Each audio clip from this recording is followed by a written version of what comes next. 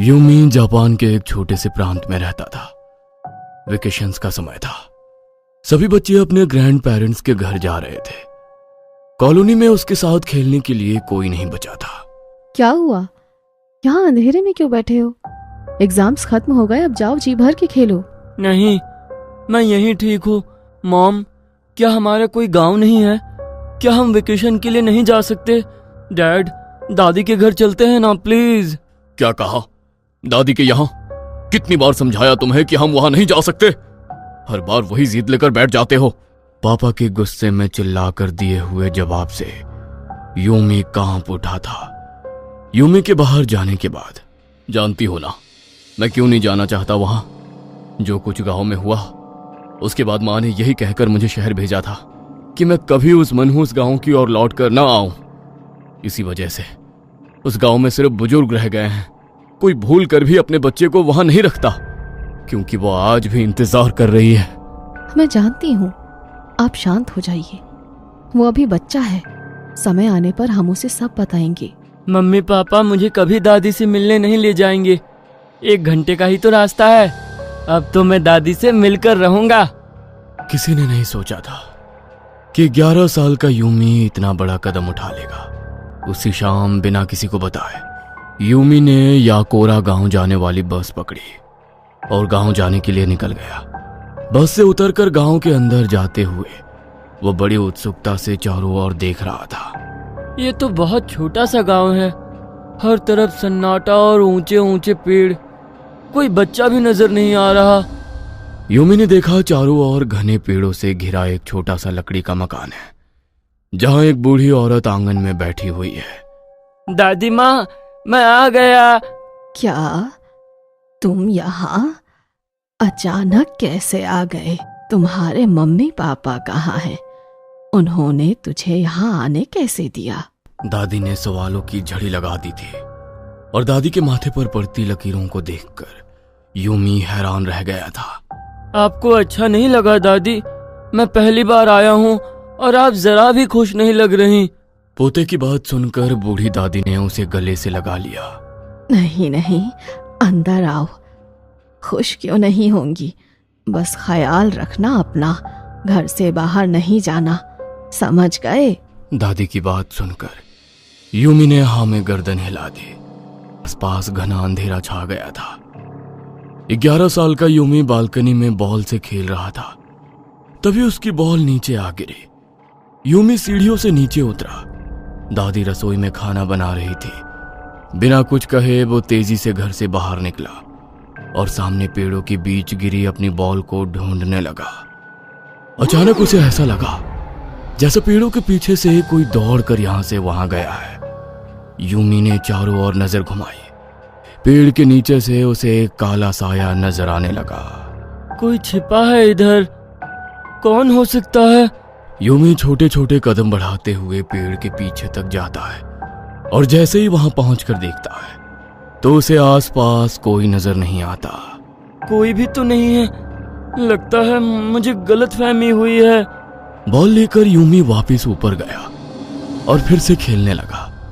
Balcony से अचानक उसकी नजर सामने पेड़ों की ओर गई। एक बार फिर उसे एहसास हुआ जैसे पेड़ के पीछे छिपकर कोई बार बार उसे देख रहा है। यूमी को थोड़ा अजीब लग रहा था। ना चाहते हुए भी बार बार उसकी नजर सामने लगे पेड़ों पर ही जा रही थी। अचानक उसने देखा पेड़ के पीछे से एक 8 फीट ऊंची आकृति बाहर आई, जिसने सर पर बड़ा सा हैट लगा रखा था और ठीक उसकी बालकनी के सामने आकर खड़ी हो गई।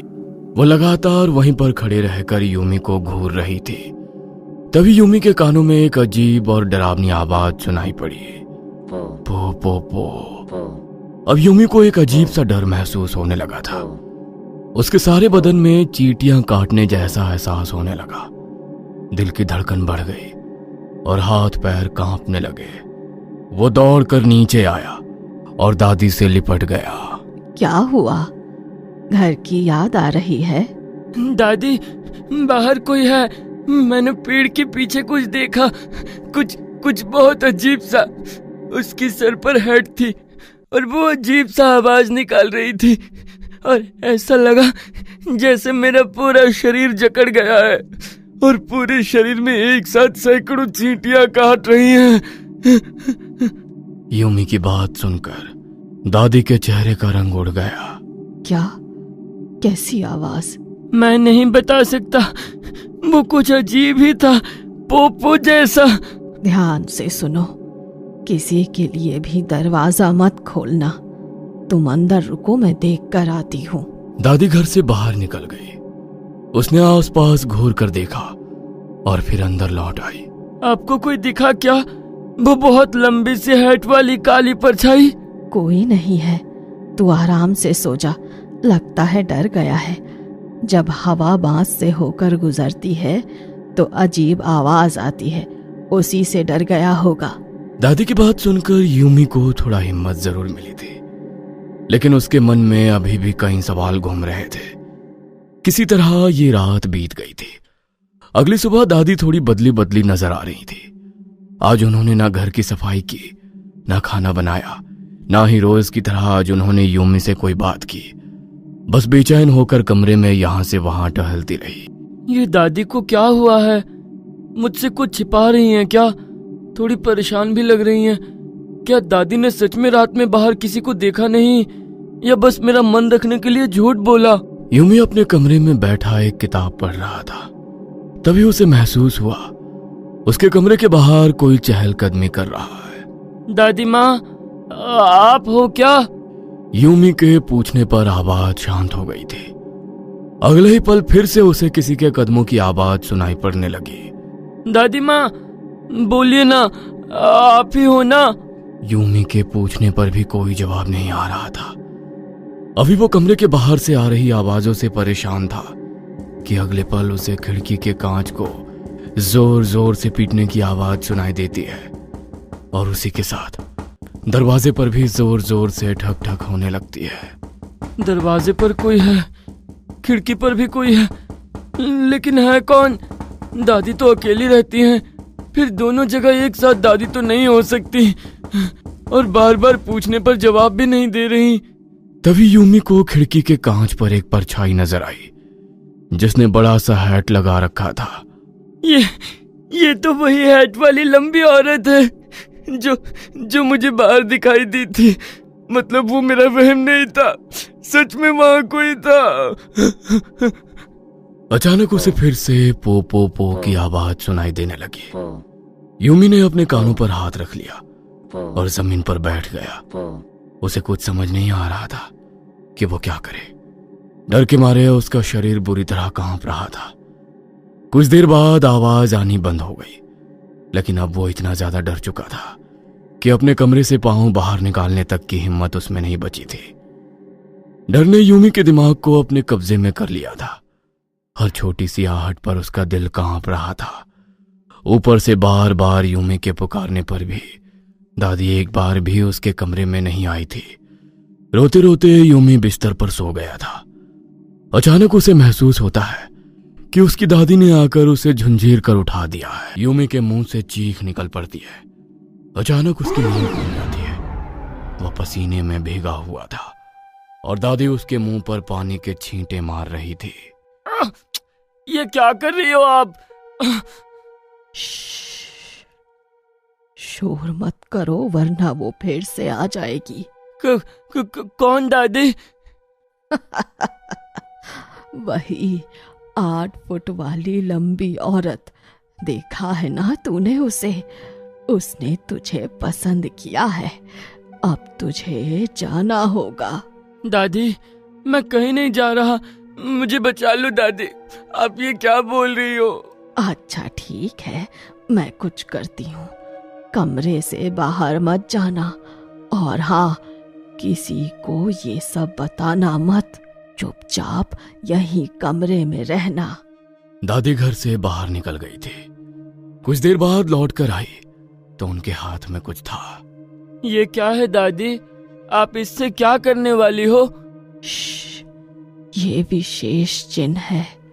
अगर मैं इसे तेरे कमरे के बाहर बनाऊंगी तो वो यहाँ नहीं आएगी। बस एक दिन और फिर सब सही हो जाएगा। दादी की ठहरी हुई आवाज और पथरीली सी आंखें यूमी को अब अजीब सी उलझन में डाल रही थी। लेकिन वो एक छोटा बच्चा था और इस समय वो खुद को बिल्कुल असहाय महसूस कर रहा था। दादी के सिवा वो और किसी पर भरोसा नहीं कर सकता था, इसलिए जैसा दादी ने कहा उसने वैसा ही किया। आज तीसरा दिन था। यूमी कमरे में अकेला था। तभी उसे बाहर खिड़की से एक आवाज सुनाई दी। यूमी, यहाँ आओ, जल्दी करो।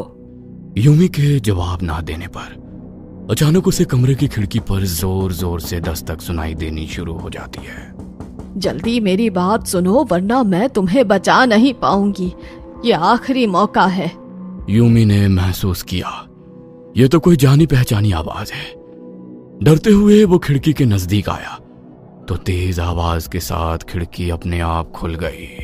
मैं दादी हूँ बेटा, घबराओ मत, बाहर आओ। मैंने पंडित से पूछकर टोटका किया है। हमें जंगल में जाकर ये करना होगा। जल्दी बाहर आओ। मैं तो डर ही गया था दादी, मुझे लगा फिर से वो आ गई। ठीक है, मैं आता हूँ। यूमी कमरे से बाहर ही जा रहा था कि तभी उसका फोन बजने लगता है। यूमी बेटा, तुम ठीक तो हो ना? तुम्हारी माँ को बुरा सपना आया और दादी भी फोन नहीं उठा रही। यूमी अपने पापा को सारी बातें बता देता है। क्या कहा? इतना सब हो गया और माँ ने तुझे अभी तक पुजारी को नहीं दिखाया? क्या घर में कोई पुजारी आया था? नहीं, बस दादी ने कुछ अजीब सी आकृति बनाई है सफेद रंग से।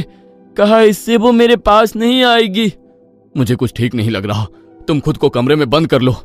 चाहे कोई भी बाहर आने को कहे, तुम बाहर मत आना, चाहे तुम्हारी दादी ही क्यों ना हो। तुम जानते नहीं ये सब क्या है। लेकिन पापा, दादी खिड़की से मुझे बाहर बुला रही हैं। कहती है जंगल में जाकर टोटका करना होगा। कोई टोटका नहीं रोक सकता उसे। ये सब उसकी चाल है। तू जानना चाहता था ना कि मैं यहां क्यों नहीं आता? सुन, कई साल पहले जब मैं एक 7 साल का छोटा बच्चा था, हमारे गांव में एक औरत रहती थी जिसकी लंबाई 8 फीट थी। लोग उसकी लंबाई का मजाक बनाते थे और उससे बात नहीं करते थे। गांव की औरतें कहती थीं कि इतनी लंबी औरत होना एक अभिशाप है। उसके आसपास रहना मतलब अनिष्ट को बुलाना। इसलिए गांव के लोगों ने उसे बॉयकॉट कर दिया था। वो अकेली रहती और अक्सर अंधेरा होने के बाद जंगल की ओर जाती। एक दिन गांव में लोगों ने अफवाह फैलाई कि वो औरत काला जादू करती है, इसलिए रात में जंगल जाती है। अब तो गांव के लोग उसकी परछाई से भी घबराने लगे थे। एक दिन गांव में कोई बच्चा गायब हो गया। गांव के लोगों ने बताया कि दिन ढले वो औरत भी जंगल की ओर गई थी। पूरे गांव में खबर फैल गई कि हातिशा कुसामा ने ही अपने काले जादू के लिए बच्चे की बलि दी है। वो कहती रही वो बेगुनाह है, लेकिन कोई नहीं माना। उसे आधी रात को ही गांव से बाहर निकाल दिया गया। अगले दिन उसकी लाश जंगल में मिली, जो बहुत बुरी हालत में थी। शायद गांव वालों ने उसके साथ कुछ बहुत बुरा किया था। कहने को तो वो मर गई थी, लेकिन उसकी आत्मा ने ये गांव कभी नहीं छोड़ा। वो छिपकर गांव के बच्चों को देखती और जिसे अपना शिकार चुनती उसे तीसरे दिन ले जाती। जिसे हाची दिखाई देती, तीसरे दिन वो ऐसे गायब हो जाता कि आसमान पाताल एक करने पर भी कोई सुराग ना मिलता। एक एक करके कई बच्चे गायब होने लगे।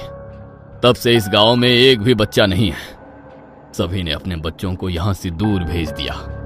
जिसे तुमने देखा वो हाचिशा कुसामा ही है। आज तीसरा दिन है। वो तुझे लेने आई है। मुझे ऐसा लगता है उसने मां को भी अपने बस में कर लिया है। जो निशान मां ने बनाए उन्हें हटा दो और अपने कमरे के चारों ओर नमक से एक रेखा बना लो। हम 1 घंटे में वहां पहुंच जाएंगे। पापा के कहे अनुसार यूमी ने खुद को कमरे में कैद कर लिया और नमक से अपने कमरे को सुरक्षित कर लिया। जब उसके मम्मी पापा वहां आए तो उन्होंने देखा कि दादी का शरीर सामने के पेड़ में एक बड़ी सी शाखा से लटका हुआ था। उनके सीने में लकड़ी धसी हुई थी और चारों ओर खून बिखरा हुआ था। आज आखिरी रात थी, यानी कि आज की रात वो यूमी को ले जाने की कोशिश जरूर करेगी। ये बात समझते हुए यूमी के पापा ने मां को उसी हालत में छोड़ दिया। उन्होंने दौड़कर यूमी के कमरे के हर कोने पर ताबीज बांधे। पूरी रात उसके कमरे के बाहर पहरा दिया, जिसके कारण वो वहां नहीं आ सकी। किसी तरह वो डरावनी रात तो बीत गई, लेकिन अगली सुबह दादी के अंतिम संस्कार से पहले ही यूमी को लेकर उसकी मां शहर के लिए निकल गई थी।